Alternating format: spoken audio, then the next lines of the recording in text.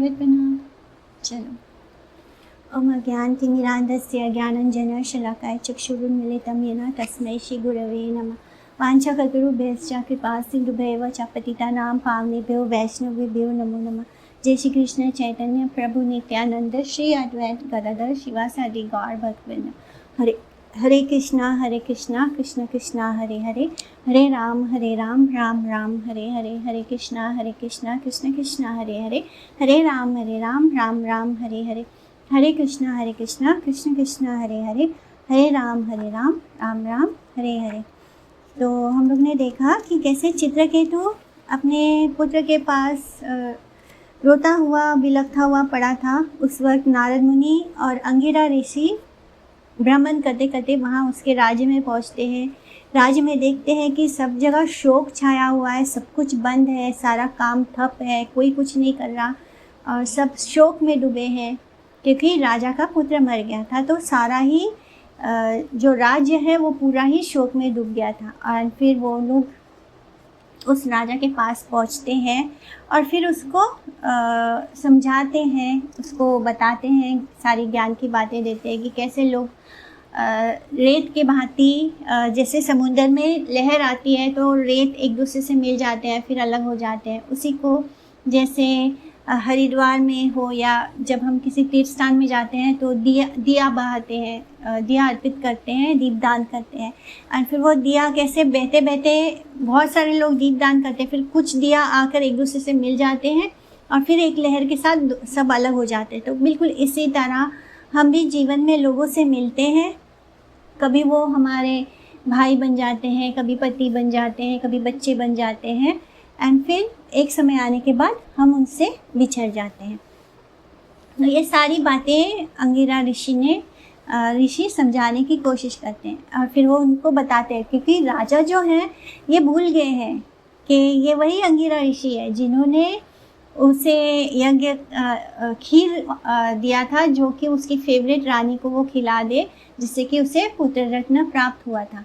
तो अब तो वही अंगिरा ऋषि बताते हैं राजा को कि जब मैं पहली बार आपके घर आया था तो मैं उसी वक्त आपको ये सारी स्पिरिचुअल नॉलेज जो है, ट्रांसेंडेंटल नॉलेज है, दिव्य ज्ञान, ये आपको उसी वक्त मैं इम्पार्ट दे सकता था। लेकिन जब मैंने ये देखा कि आपका मन जो है वो संसार की चीज़ों में पूरी तरह एब्जॉर्ब्ड है, यानी आप अभी भी भौतिक सुखों के में आपकी इच्छा है, तो इसलिए मैंने आपको ये ज्ञान देने के बदले क्या दिया, आपको पुत्र दे दिया जो कि आपके खुशी और आपके दुख दोनों का कारण बन गया। इसलिए हे राजन, अभी तुम जो ये दुख महसूस कर रहे हो वो वैसा ही है जो जैसे कोई व्यक्ति अपने जिसके पास बेटा या बेटी हो, एक्चुअली में उनको ही ये दुख प्राप्त होता है।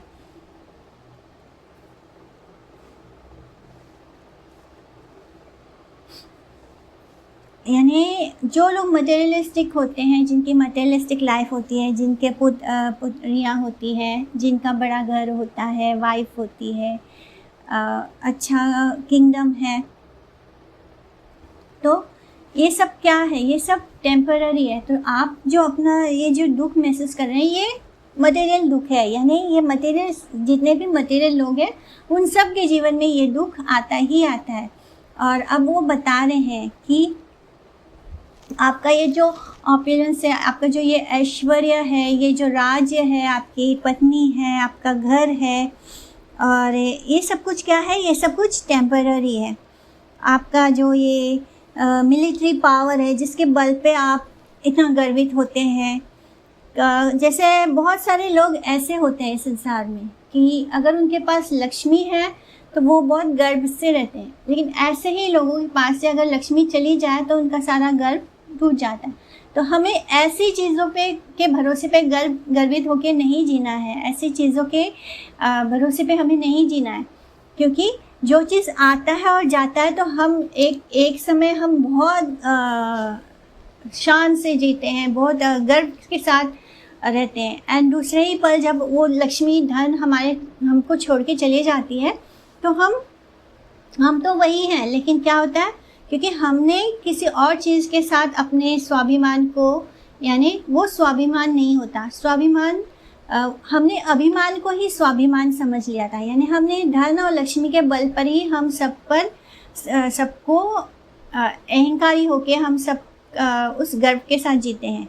तो ये जो गर्व है, जो चीज़ जाने वाला है, जो चीज़ इटर्नल नहीं है, उस पर जब हम गर्व करके जीते हैं तो वो चीज़ हमें कभी ना कभी बहुत दुख और अपमान का स्रोत होता है, यानी वो हमारे अपमान का कारण भी बनता है।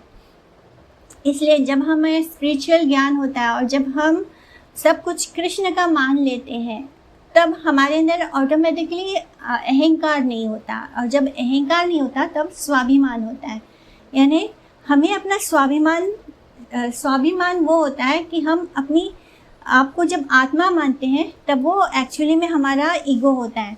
वो ईगो फॉल्स ईगो होता है जब हम अपने आप को शरीर मानते हैं और हर ऐसी चीज़ जो कि टेम्पररी है उसको अपना मान के उस पर भरोसा करते हैं और उसके बल पर हम ऐसे घमंड और अहंकार दिखाते हैं, तब वो हमारा फॉल्स ईगो होता है। तो इसी तरह ये जो अंगिरा ऋषि हैं वो उसको समझाने की कोशिश कर रहे हैं कि आपका जो ये राजपाट है, आपकी बीवी है, आपके बच्चे हैं, या फिर आपका जो ऐश्वर्य होता है, आपके फ्रेंड्स, आपके रिलेटिव्स, आपके सर्वेंट, आपका मिलिट्री पावर, आपकी सेना, ये सब कुछ क्या है, ये सब टेम्पररी है। तो इस तरह अंगिरा ऋषि बहुत तरह से राजा को समझाने की कोशिश करते हैं और बताते हैं कि दृश्यमाना विनार्थेना न दृश्यन्ते मनोभवा कर्माभिर्ध्यायतो नाना कर्माणि मनसो भवान। यानी ये जो विजिबल ऑब्जेक्ट्स हैं, जो कि जैसे कि पत्नी है, बच्चे हैं, प्रॉपर्टी है, या फिर हमारे सपने हैं, हमारा मेंटल कॉन्कशन, यानी हम जो अटकलें लगाते हैं, ये सब जो है इसका कोई भी परमानेंट एग्जिस्टेंस नहीं है। ये कभी दिखता है और कभी नहीं होता है, यानी ये सब चीज़ें समय के साथ चले जाने वाली हैं। यहाँ तक कि हमारे सारे रिश्ते हमको छोड़ के जाने वाले हैं, सब कुछ ख़त्म होने वाला है, यानी कुछ भी परमानेंट नहीं है। ये सब हमारे साथ क्यों है? क्योंकि हमने जो कर्म किए थे जिसके कारण वो सब हमसे मिले हैं, हमसे एक दूसरे से जुड़े हैं, और जैसे ही हमारा पास्ट लाइफ का और हमारा कार्मिक रिएक्शन ख़त्म होगा, हर कोई हमसे बिछड़ जाएगा। हमारे जो मित्र हैं वही हमारे मैंने कैसा होता है, हम कभी कभी किसके ऊपर बहुत भरोसा करते हैं, उसको अपना मित्र मानते हैं, लेकिन इतना ज़्यादा क्लोजनेस होता है कि हम एक थाली में खा लेते हैं, एक साथ सोते हैं, खूब हंसी मजाक करते हैं, पर कुछ सालों के बाद उसी व्यक्ति से मिलो तो उसका और उसके बीच में कोई रिश्ता नहीं होता, शत्रु बन जाता है। मैंने ये कैसे होता है? क्योंकि यहाँ इस वर्ल्ड में कुछ भी परमानेंट नहीं है, नथिंग इज़ इटर्नल, सब कुछ क्या है, टेम्पररी है। तो इस तरह अंगिरा ऋषि समझा रहे हैं राजा को, अयम ही देहिनो देहे द्रव्य ज्ञान क्रियात्मका देहिनो विविध क्लेशा संताप कृदुदाहृता। यानी ये जो लिविंग बॉडी, लिविंग एंटिटी है, जो जीव आत्मा है, वो बॉडीली कॉन्सेप्शन, यानी जब हम अपने आप को शरीर मानते हैं और उसमें एब्जॉर्ब हो जाते हैं। ये शरीर किससे बना है? पंच महाभूत से बना है, 5 ज्ञानेंद्रिय से बना है, यानी ये सब कुछ टेम्पररी है, सब कुछ मटेरियल चीज़ों से बना हुआ है। हमारा जो ग्रॉस बॉडी है वो मटेरियल है, और हम 3 तरह के ताप को झेलते रहते हैं, लगातार हम झेलते हैं, आदि भौतिक, आदि दैविक एंड अध्यात्मिक। तो इस तरह से समझा रहे हैं कि ये जो आप जिसको, क्योंकि ये जो राजा है चित्रकेतु, वो अपने पुत्र के विरह में डूबा है, शोक में डूबा है। इस वक्त शायद उसको ज्ञान की बातें ना समझ में आए, लेकिन फिर भी उसको शांत करने की कोशिश कर रहे हैं, क्योंकि वो इतना ज़्यादा कष्ट में है। एक तो उसे बहुत सालों बाद एक पुत्र प्राप्त हुआ था, उसके चक्कर में, उस पुत्र को प्राप्त करने के चक्कर में उसने पता नहीं कितनी शादियां की, उसकी हज़ारों से भी ऊपर रानियां थी। यानी आप समझ सकते हो कि कितनी शादी करने के बाद भी उसको पुत्र नहीं प्राप्त हुआ था। एंड जब उसको पुत्र प्राप्त हुआ वो छोटा सा ही था, और उसको अचानक एक दिन वो जिसके बल पे वो सुखी था, जिसके बारे में उसने पता नहीं कितने सपने देखे होंगे कि वो बड़ा होगा, राजा बनेगा एंड उसके पूरे राज्य को देखेगा, उसके बुढ़ापे का सहारा बनेगा। यानी ऐसे हम अपने बच्चों से जो जो सपने एक्सपेक्ट करते हैं उसी तरह राजा ने भी एक्सपेक्ट किया होगा। एंड अचानक वो बेटा कहीं भी नहीं है, उसके आसपास कहीं नहीं है। जो इतनी कठिनाई से प्राप्त हुआ था वो अचानक है ही नहीं उसके आसपास। तो उसकी जो मानसिक पीड़ा है, मानसिक स्थिति है, उसमें से उसको बाहर निकालने के लिए दोनों ऋषियाँ, अंगिरा ऋषि एंड नारद ऋषि उसके पास आए और उसको समझाने की बहुत कोशिश कर रहे हैं। इसलिए जैसे भगवद गीता का जो श्लोक है, ब्रह्मभूत प्रसन्न आत्मा न सोचती न कांक्षती, तो हमें इस स्टेज पे जाना है जहाँ पे हमें इस शरीर से जुड़े रिश्तों को लेके ना शोक हो, ना पीड़ा हो, ना हम उसके बारे में सोचकर परेशान हो, ना हमें प्रसन्नता हो। जब ये रियलाइज़ हो जाएगा कि हम तो शरीर नहीं है एंड इस शरीर से जुड़े सारे रिश्ते क्या है, टेम्पररी है। हम एक दूसरे से रिलेटेड हैं। क्यों रिलेटेड है? क्योंकि हमने जो कर्म किए थे पिछले जन्म में उसके कारण हमारा एक दूसरे के साथ आना बनता है, इसलिए हम हैं एक दूसरे के साथ। जैसे वो प्रारब्ध कर्म हमारा ख़त्म होगा हम अलग हो जाएंगे। बस इतना ही हम लोग का एक दूसरे के साथ कनेक्शन होता है। जब तक हमारा प्रारब्ध लिखा है, हमने जो कर्म किया था उसके अकॉर्डिंगली हम एक दूसरे से मिलते हैं एंड फिर वो कर्म ख़त्म होता है प्रारब्ध एंड हम अलग हो जाते हैं। बट इसलिए हमें भगवद गीता के वो जो श्लोक है, ब्रह्मभूत प्रसन्नात्मा न सोचती न कांक्षती समा सर्वेषु भूतेषु मद भक्ति लभते परम, यानी भगवान की भक्ति करना है एंड उस स्टेज को पहुंचना है जहां हमें शरीर के जुड़े रिलेशनशिप से शोक और हैप्पीनेस होना बंद हो जाए। तो ये जो जीव आत्मा है इस कंडीशन वर्ल्ड, इस मटेरियल वर्ल्ड में भगवान के हम पार्ट एंड पार्सल हैं। बहुत ही फ्रेगमेंट, यानी बहुत ही छोटे से हम भगवान के पार्ट हैं। बाहर बहुत इस संसार में बहुत स्ट्रगल कर रहे हैं, लेकिन भगवान की शरण लेंगे तो वो स्ट्रगल हमारा ख़त्म हो जाएगा। इस तरह हम इस वर्ल्ड में इसलिए एग्जिस्ट कर रहे हैं क्योंकि हमारे अंदर डिज़ायर्स हैं, हमारे अंदर इच्छाएं हैं। इस तरह चित्रकेतु को बता रहे हैं कि अपनी जो तुम हो, एक्चुअली में तुम जो आत्मा हो उसको समझने की कोशिश करो। ट्राई टू अंडरस्टैंड कि तुम कौन हो, और क्या तुम ये शरीर हो, क्या तुम ये मन हो, या फिर तुम एक आत्मा हो। तो हु एम आई, तो यहाँ से उसकी ट्रेनिंग हो रही है। अंगिरा ऋषि को समझाने की कोशिश हो रही है कि तुम हो कौन, ये जानने की कोशिश करो।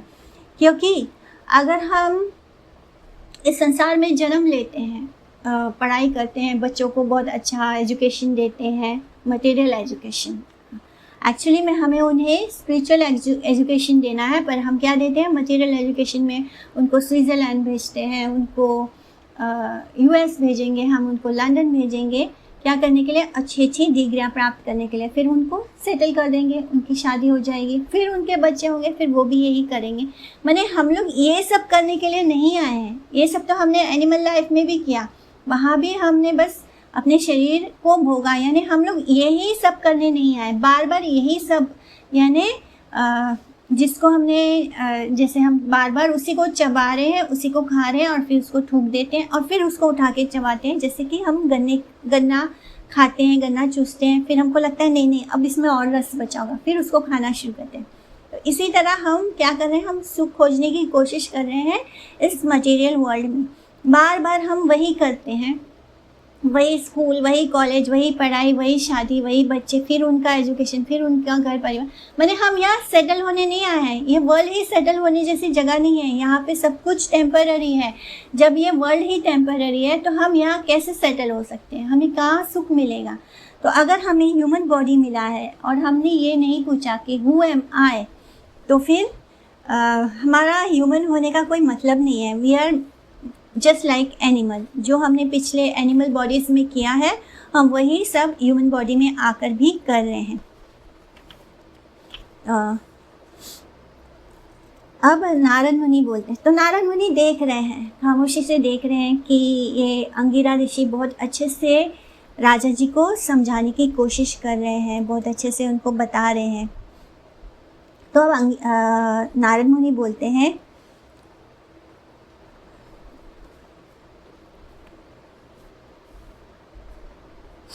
तो इस तरह नारद मुनि देखते हैं और फिर उनको लगता है कि मैं थोड़ा सा टेस्ट कर लूँ इस राजा चित्रकेतु को।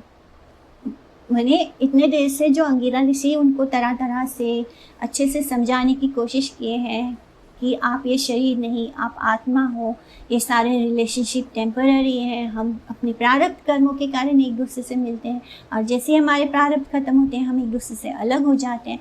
इस तरह जो कुछ भी अंगिरा ऋषि ने चित्रकेतु को समझाया है, अब नारद मुनि उसको टेस्ट करना चाहते हैं। तो वो क्या बोलते हैं कि अगर आपको ये सारी ज्ञान की बातें तो आपको बहुत अच्छे से समझ आ गई होगी, लेकिन आप कहो तो मैं अभी आपके बेटे को वापस जीवित कर सकता हूँ। तो जैसे ही चित्रकेतु ने ये बात सुनी कि मेरा पुत्र वापस जीवित हो सकता है, तो जो कुछ भी अंगिरा ऋषि ने उसको समझाया था, जो भी ज्ञान की बातें दी थी, वो 1 मिनट में पल में गायब हो गई। यानी जैसे ही सामने मटेरियल, हमें क्या होता है, हम बहुत ज्ञान की बातें करते हैं, बहुत बड़ी बड़ी बातें हम दूसरों को भी समझाते हैं, लेकिन वो कब तक होता है, जैसे कि जब तक कोई मटेरियल चीज़ हमारे फेवर में नहीं होती है तब तक हम बहुत बहुत बहुत इंटेलिजेंट लोग स्पिरिचुअल बातें करते हैं, बहुत ज्ञान की बातें करते हैं। लेकिन जैसे हमें ये लगता है कि अब हमारी मटेरियल इच्छा पूरी हो सकती है तो हम उस पर टूट पड़ते हैं। तो यही हुआ जो चित्रकेतु है।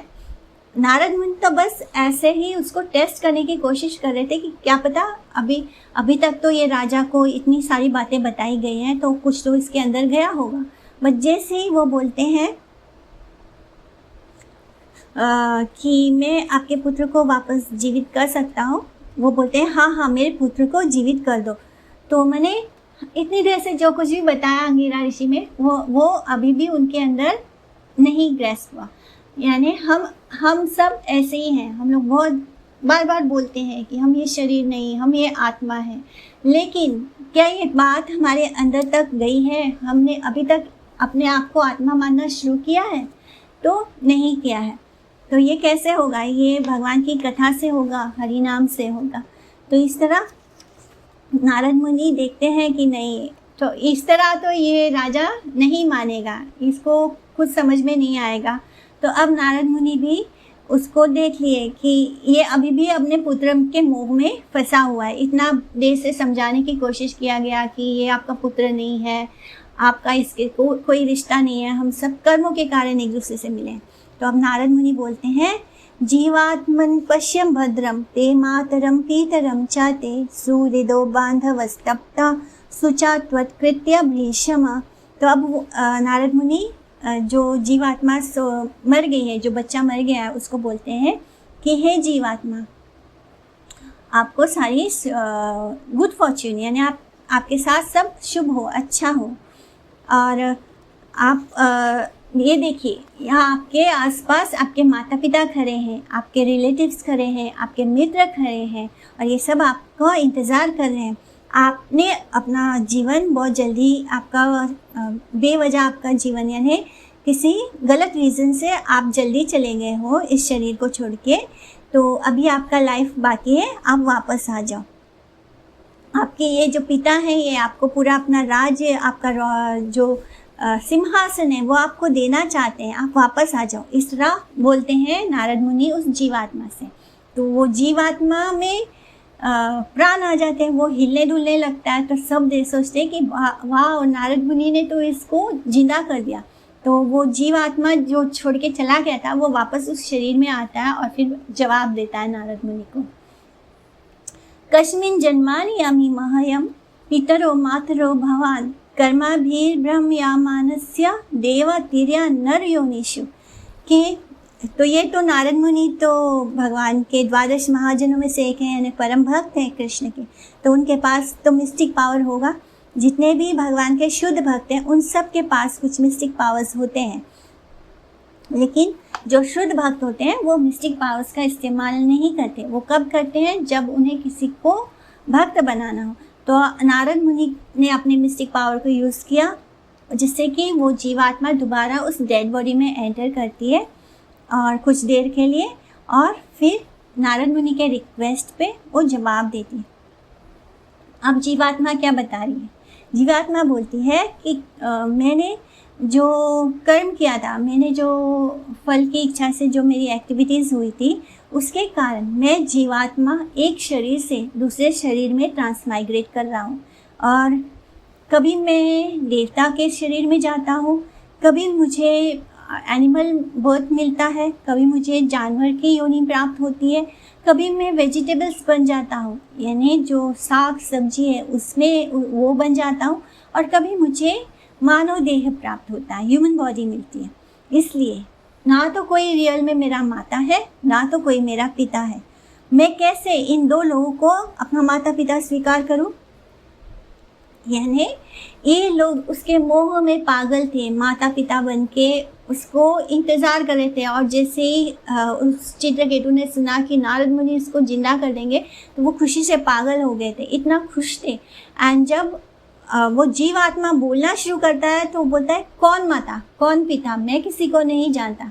मैं तो अपने कर्मों के फल के कारण एक योनि से दूसरे योनि में ट्रांसमाइग्रेट हो रहा हूँ। कभी मैं देवता बन जाता हूँ, कभी मैं सब्जी बन जाता हूँ, कभी मैं एनिमल्स यानी जानवर के योनि में चला जाता हूँ। इस तरह मैं कभी ह्यूमन बीइंग बन जाता हूँ, यानी मैं कभी मानव देह में को प्राप्त कर लेता हूँ।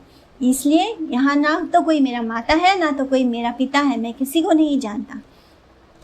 तो सोचिए, जिस बच्चे के लिए ये लोग इतना रो रहे हैं, इतना पागल हो रहे हैं, वो बच्चा जागते ही क्या बोलता है? ना तो ये मेरी माता है, ना तो ये मेरे पिता है। बंधु ज्ञाति अरि मध्यस्था मित्रो दासीना विद्विषा सर्वा एवा ही सर्वेशम भवन्ति क्रमशो मिथा। यानी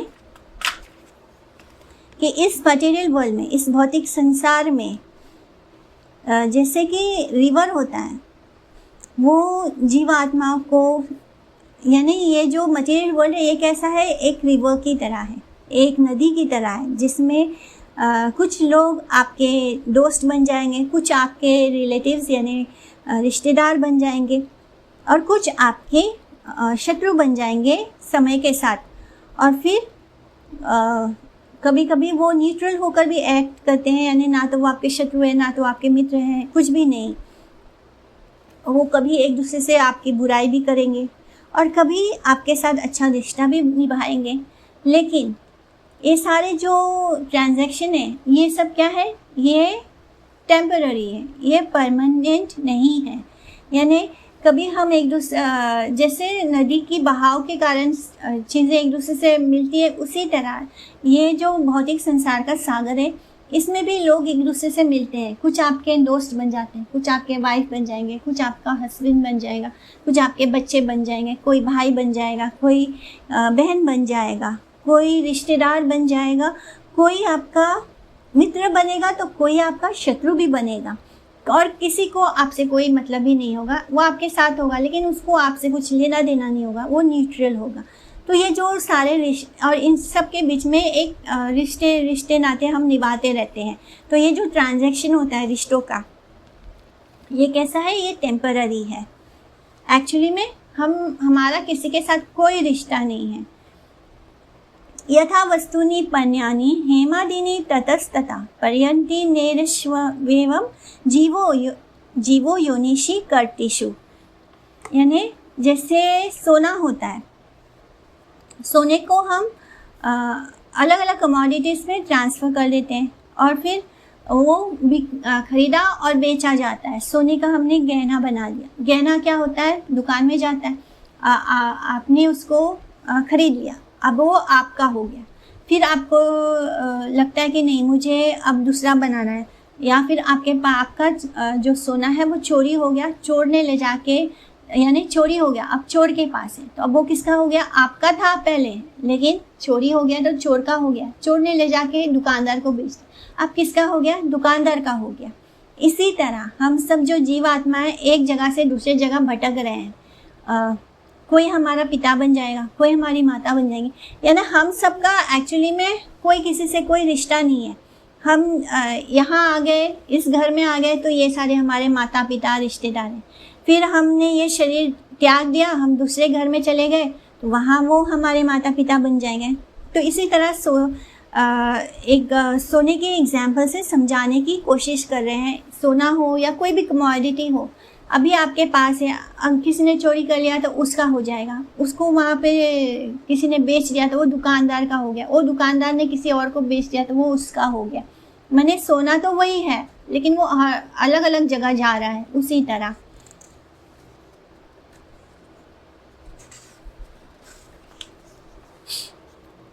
ब्रह्मांड भ्रमिते को न भाग्यवान जीव, गुरु कृष्ण प्रसादे पाए भक्ति लता बीज। यानी हम पूरे ब्रह्मांड में इसी तरह भटक रहे हैं, और लेकिन इस ब्रह्मांड से हम कब बाहर निकल सकते हैं? जब हमें गुरु और कृष्ण की कृपा मिलेगी, तभी हमें भक्ति लता बीज मिलेगा एंड तभी हम भगवान को पा सकेंगे। जन्मे जन्मने सबे पिता माता पाए, कृष्ण गुरु नहीं मिले भजा हरि हए। यानी बहुत जन्म से हम भटक रहे हैं, 84 लाख योनियों में हम भटकते जा रहे हैं। हर योनि में कभी हमें फिश पेरेंट्स मिलते हैं, कभी हमें कैट माता यानी बिल्ली के रूप में एक माता एक पिता मिलेगा, कभी बंदर के रूप में, कभी शेर के रूप में, कभी हाथी के रूप में, कभी किसी देवता के रूप में। यानी जितने भी बॉडी हम पाते हैं, जो जो योनि में हम जाएंगे उस योनि में हमें एक माता पिता तो मिलेंगे, बिकॉज माता पिता के बिना तो हमारा जन्म होगा नहीं। तो हर जन्म में हमें माता पिता मिलने वाले, चाहे वो कोई भी जन्म क्यों ना हो, चाहे हम किसी भी योनि में क्यों ना जाए। 84 लाख योनियों में हम जिस भी योनि में जाएंगे, ऐसा कभी नहीं होगा कि हम बिना माता पिता के हों। हमें हर योनि में माता पिता मिलेंगे ही मिलेंगे। तो लेकिन हमें कृष्ण और गुरु नहीं मिलते, ये बड़ी कृपा से मिलेंगे, और जब मिलेंगे तभी हम इस बार बार माता के गर्भ में जाने से बच पाएंगे। इसलिए कहा जाता है कि हमें दोबारा माता के गर्भ में नहीं जाना। यानी वो माता कोई भी हो सकती है, वो चूहा भी हो सकता है, बिल्ली भी हो सकती है। यानी हमें हर जन्म में, हर योनि में माता पिता मिलने वाले हैं। एक वन पेयर ऑफ माता पिता हमें हर योनि में मिलने ही वाले हैं। तो हमें बार बार माता के गर्भ में नहीं जाना है, ये हमारे जीवन का लक्ष्य होना चाहिए। ये सब कुछ कौन समझा रहा है? वो बच्चा समझा रहा है, जिसको नारद मुनि ने, जिसके अंदर थोड़े देर के लिए उसको वापस बुलाया है उस शरीर में। तो वो अब बता रहा है कि हमें कैसे हर जन्म में माता पिता मिलते हैं। कुछ ही जीवात्मा होते हैं जो ह्यूमन बॉडी में आते हैं, कुछ एनिमल बॉडी में जाते हैं। जो इसलिए हमारा जो रिश्ता होता है वो क्या होता है? इम्परमानेंट होता है। और इसी तरह जो एनिमल्स होते हैं, जो जानवर होते हैं, कुछ जैसे घोड़ा हो और हाथी हो, या ये इस तरह के जो जानवर होते थे, तो वो कभी वो पहले कैसे होते थे? ह्यूमन कस्टडी में होते थे कुछ देर के लिए। फिर वही एनिमल क्या होता है, वो किसी और के पास चले जाते हैं। हम कभी कभी जैसे पहले ज़माने में क्या होता था, घोड़ा आपके पास है, फिर आप उसका देखभाल नहीं कर पाए, आपने उसको बेच दिया, आपने किसी और को। इसी ज़माने में हम क्या बोलेंगे कि हमारे पास कोई गाड़ी है, अभी हम उसको यूज़ कर रहे हैं, लेकिन अब हम उसको नहीं केयर कर सकते, तो हमने उसको उठा के दूसरे को बेच दिया। तो इसी तरह जो हमारी चीज़ें, जो हमारा प्रॉपर्टी अभी हमारे पास है, फिर वो हमने बेच दिया किसी और को, तो वो उसकी हो गई। यानी वो जो पहले हमारा था, अब वो किसी और का है, तो अब हम उसके प्रोप्राइटर नहीं हैं। तो इसी तरह हम हर चीज़ को अपना मानते हैं, लेकिन एक्चुअली में यहाँ कुछ भी अपना नहीं है, सब कुछ इम्परमानेंट है, सब कुछ टेम्पररी है। इसी तरह हमारे सब रिलेशनशिप भी इम्परमानेंट है। एवं योनि गतो जीवा सा नित्यो निरहं कृता, यावद् यत्रोपलभ्यते तावत् स्वतं हि तस्य तत्।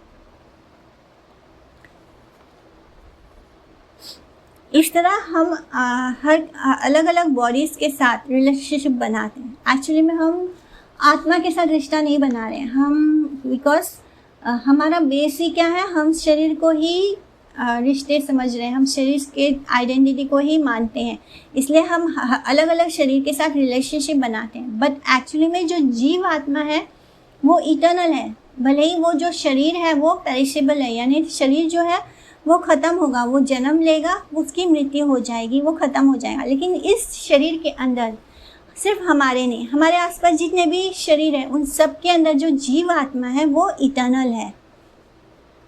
इस तरह हमारा इस संसार के जो माता और पिता हैं उनके साथ एक्चुअली में हमारा कोई रिलेशनशिप नहीं है। वो सिर्फ क्योंकि उन्होंने हमें जन्म दिया है, तो वो एक्चुअली में वो हमारे जन्मदाता भी नहीं है, बिकॉज ये शरीर से रिप्रोड्यूस हो रहा है। एक्चुअली में हम क्यों आते हैं? हम अपने कर्मों को भोगने के लिए एक जगह इकट्ठे होते हैं, और जैसे ही वो कर्म ख़त्म हो जाएंगे हम अलग हो जाएंगे।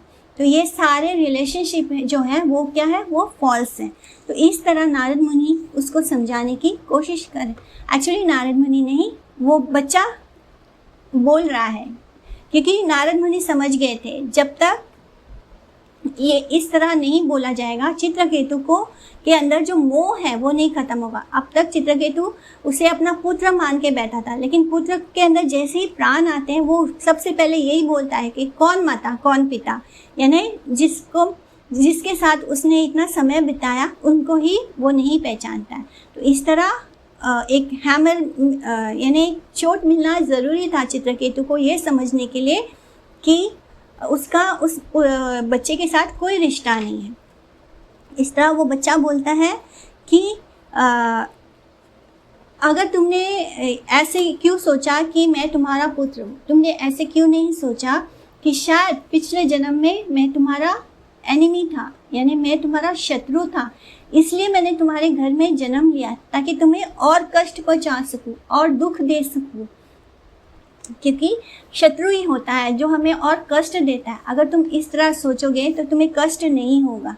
यानी अगर चित्रकेतु इस तरह से सोचता है कि ये जो बच्चा है, क्योंकि हम एक्चुअली में ज़रूरी नहीं है कि जो हमारा पुत्र बन के आया है वो पिछले जन्म में भी हमारा बहुत अच्छा रिश्ता होगा उसके साथ।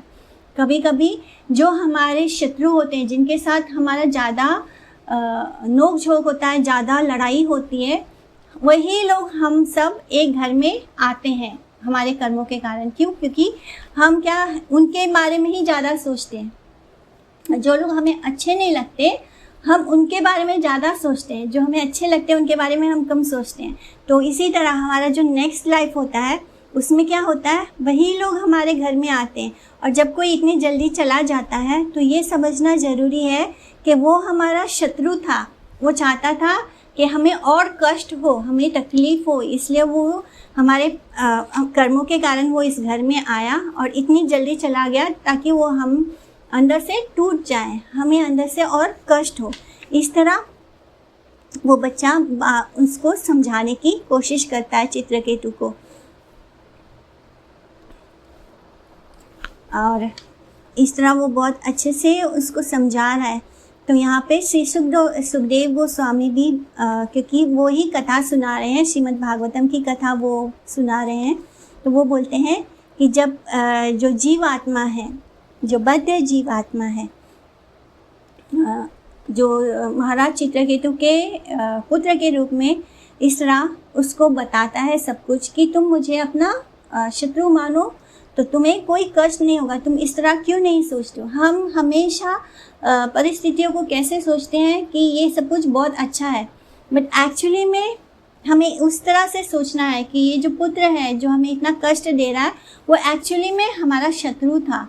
अच्छा हुआ जो ये चला गया। तो ये जो बालक है वो उसको ऐसे समझा रहा है कि तुम्हें ऐसे सोचना है कि अच्छा हुआ ये जो तुम्हारा शत्रु था ये तुम्हें छोड़कर चला गया, तो इससे तुम्हें कष्ट नहीं होगा, तुम सत्य को देख पाओगे कि वही व्यक्ति हमें कष्ट देगा जो हमारा शत्रु होगा। तो इस तरह सुखदेव गोस्वामी बोलते हैं कि वो बच्चा महाराज चित्रकेतु को इस तरह समझाकर उसको बताकर कि मैं तुम्हारा पुत्र नहीं हूँ, तुम मेरे माता पिता नहीं हो, और उसको उस शरीर से बाहर निकल जाता है, क्योंकि नारद मुनि ने उसको अपनी शक्तियों से थोड़ी देर के लिए उस शरीर में वापस बुलाया था। बालज्ञो हृदितास्तत्र बालहत्या हता प्रभा बालहत्या व्रतं चेरुर्ब्राह्मणैर् या निरूपितं यमुनायं महाराजा स्मरणीयतो द्विजाभासिता। तो अब जो रानी है कृता ड्यूटी और उनकी जो और भी हज़ारों रानियां हैं, वो जिन्होंने उस बच्चे को क्या किया था, पॉइजन दिया था, उन्हें अपने इस कर्म से बहुत ही शर्मिंदगी होती है, क्योंकि अब वो सब लोग ये समझ चुके हैं कि हम जिसको राजा का पुत्र मान रहे थे और जिसके मोह में राजा ने हमें भूल गया था, एक्चुअली में वो क्या था, वो सिर्फ अपने कर्मों के कारण उस शरीर को धारण किया था और हम लोग ने क्या किया, उसको पॉइजन दे के मार दिया। तो अब उन्हें इस बात का पछतावा होता है, जिससे कि उनके शरीर का जो तेज है वो ख़त्म हो जाता है और वो बहुत उसके कारण रोते हैं। और फिर इस तरह वो अंगिरा ऋषि ने जो उन्हें समझाया, उसके बाद वो माँ बनने की इच्छा को भी त्याग देते हैं, क्योंकि उन सब के मन में ये इच्छा हो रही थी कि हमारा भी पुत्र होता तो राजा हमसे ज़्यादा प्रेम करता। तो इस तरह हर रानी के मन में ये इच्छा थी कि हमारा पुत्र होता तो राजा मेरे पास रहता, दूसरी रानियों के पास नहीं जाता। तो उन सब के अंदर जो माँ बनने की इच्छा थी उसका उन्होंने त्याग कर दिया, क्योंकि वो समझ गए कि एक्चुअली में हम जिसको अपना बच्चा समझते हैं, हम जिसको अपना पति समझते हैं, एक्चुअली में ना तो वो मेरा पति है, ना तो वो मेरा बच्चा है। ये सब सिर्फ किसी कर्म के कारण हम एक दूसरे के साथ जुड़ते हैं, एक दूसरे के साथ रहते हैं और फिर कुछ दिन के बाद वो रिश्ता ख़त्म हो जाता है। तो इस तरह वो अच्छी तरह समझ गए कि हम जो रिश्ता निभाते हैं इस शरीर से जुड़ने के कारण, तो वो सब टेम्पररी होता है, वो एक्चुअली में सत्य नहीं होता। ना कोई हमारा माता होता है, ना कोई पिता होता है, ना कोई पुत्र होता है, ना कोई पुत्री होती है। तो ये सब देखने के बाद फिर वहाँ पर जो ब्राह्मण थे वो देखते हैं कि रानियों को बहुत पछतावा हो रहा है अपने कर्मों पे, तो वो उनको उसका पश्चाताप करने के लिए बोलते हैं, जिससे कि वो अपने इस सिंफुल रिएक्शन से मुक्त हो सके। तो यहाँ पे यही लिखा है कि किसी भी स्त्री को ऐसा कार्य नहीं करना चाहिए, उसे कभी किसी बच्चे को मारना नहीं चाहिए। और फिर इस तरह वो लोग यमुना जी में जाकर स्नान करते हैं और अपने पाप से मुक्त होने की कोशिश करते हैं, उसका पश्चाताप करते हैं, क्योंकि वो सिंसियरली उनके अंदर उस बात का तकलीफ़ हो रहा था कि उन्होंने क्यों पॉइजन दिया।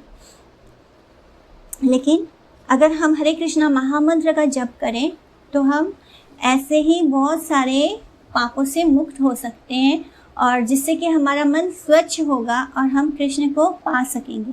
लेकिन हमें कभी भी ये नहीं सोचना चाहिए, बिकॉज हरे कृष्णा महामंत्र इज़ वेरी पावरफुल। जैसे कि हमने हरि नाम की महिमा में जाना था कि एक कृष्ण नाम जब हम बोलते हैं, एक बार जब हम कृष्ण बोलते हैं तो उस कृष्ण शब्द में, कृष्ण सिर्फ केवल शब्द नहीं है, जैसे ही कृष्ण बोलते हैं तो कृष्ण साक्षात होते हैं। अपने कृष्ण नाम और कृष्ण में, नाम और नामी में कोई अंतर नहीं है। तो वो कृष्ण बोलने मात्र से क्या होता है, हमारे इतने सारे जन्मों के पाप कट जाते हैं जितना हमारे अंदर पाप करने की क्षमता नहीं। बट इस चीज़ का हमें इस तरह से फ़ायदा नहीं उठाना है कि पहले हम लोगों के साथ गलत करें और फिर हरे कृष्णा महामंत्र करके उस पाप को काटने की कोशिश करें। ये जो रानियाँ थी, इन्हें अपने कृत्य पे, इन्होंने जो किया था उसके लिए उनको पछतावा था। लेकिन हम ये सोच लें कि चलो हम कुछ भी कर सकते हैं, बिकॉज कृष्ण नाम में बहुत पावर है, वो हमारे सारे पापों को काट सकता है। तो हम कितना भी कृष्ण नाम के बल पे कितना भी पाप करें तो ऐसा नहीं होगा। भगवान सब जानते हैं, अगर हम जानबूझकर ऐसा करते हैं तो वो हमें अपराध लगेगा। एंड जब हम अपराध शब्द यूज़ करते हैं, ऑफेंस बोलते हैं, तो इसका मतलब होता है कि हमारी भक्ति ख़त्म हो जाएगी। यानी जो सुकृति करके हमने वैष्णव संग प्राप्त किया है वो सुकृति नष्ट हो जाएगी, जिससे कि हमारा किसी वैष्णव के साथ संग नहीं होगा। एंड जब तक हमारा किसी शुद्ध वैष्णव के साथ संग नहीं होगा, हम पर भगवान कृष्ण की कभी कृपा नहीं होगी।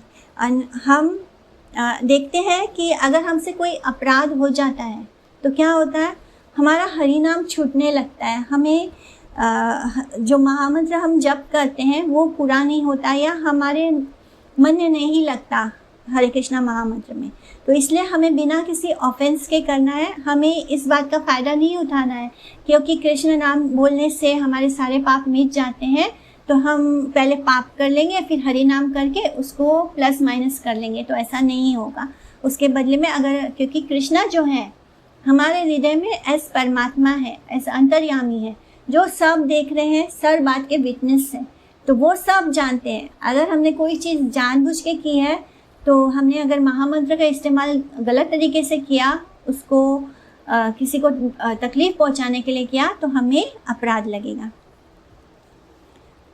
तो इस तरह जो अंगिरा ऋषि है, नारद ऋषि है, उन्होंने उसको चित्रकेतु को बहुत अच्छे से समझा दिया।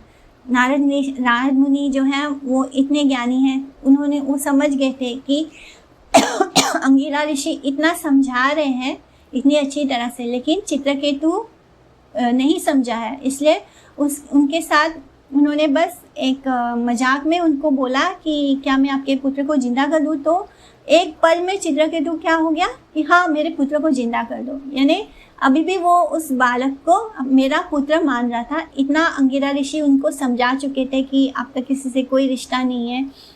तो इस तरह जब वो बच्चा खुद आके उस शरीर में बोलता है कि कौन माता कौन पिता, मैं किसी को नहीं जानता, मेरे कितने जन्म लिए, मेरे कितने माता पिता हैं, तो मैं ये सब मेरे माता पिता नहीं है। एक्चुअली में हमारे माता पिता कौन है? हमारे कृष्ण ही हमारे माता हमारे पिता हैं। बिकॉज हम शरीर में क्यों आए हैं? अपनी इच्छा भोगने के लिए, अपने डिज़ायर्स को भोगने के लिए आए हैं। हम इसलिए नहीं आए हैं कि हम किसी को अपने माता पिता बनाएं, किसी को अपनी गर्लफ्रेंड और बॉयफ्रेंड बनाएं। अगर इस संसार का ये सारा रिश्ता सच होता, गर्लफ्रेंड और बॉयफ्रेंड वाला रिश्ता इतना सच होता, तो ऐसा क्यों होता कि लोगों का ब्रेकअप होने के बाद वो दूसरे लड़की के पास चले जाते हैं, वो दूसरे लड़के के पास चले जाते हैं? बिकॉज अगर रिश्ता जब हम आत्मा के लेवल पे बनाते हैं तो हम एक व्यक्ति को छोड़ के किसी और के पास कभी नहीं जा सकते हैं। हम उस एक व्यक्ति, चाहे वो हमारे साथ कुछ भी कर ले, हम उसको छोड़ के किसी और के पास नहीं जा सकते, क्योंकि हम इस संसार में आने के बाद किसके बेस पे रिश्ते बनाते हैं? शरीर के बेस पे बनाते हैं। इसलिए हमारा कोई भी रिश्ता कैसा होता है? टेम्पररी होता है। वो कभी भी आत्मा के लेवल पे नहीं होने के कारण वो कभी भी जीवन भर हमारा साथ नहीं देता। तो यहाँ पे हम चित्रकेतु की कथा को पॉज देते हैं और इसके आगे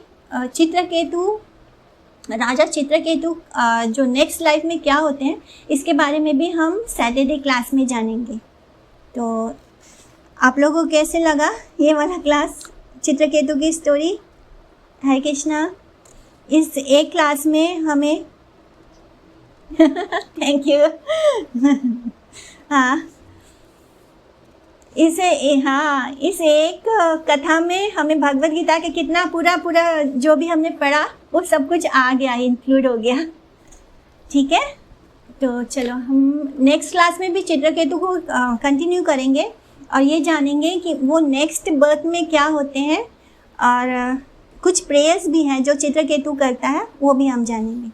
वांछा कल्पतरुभ्यश्च कृपा सिंधुभ्येव च पतितानां पावनेभ्यो वैष्णवेभ्यो नमो नमः। आप सभी को मेरा दंडवत प्रणाम। हरे कृष्णा। हरे कृष्णा विश्वरूप दंडवत प्रणाम। हरि बोल। हरे कृष्णा दंडवत प्रणाम।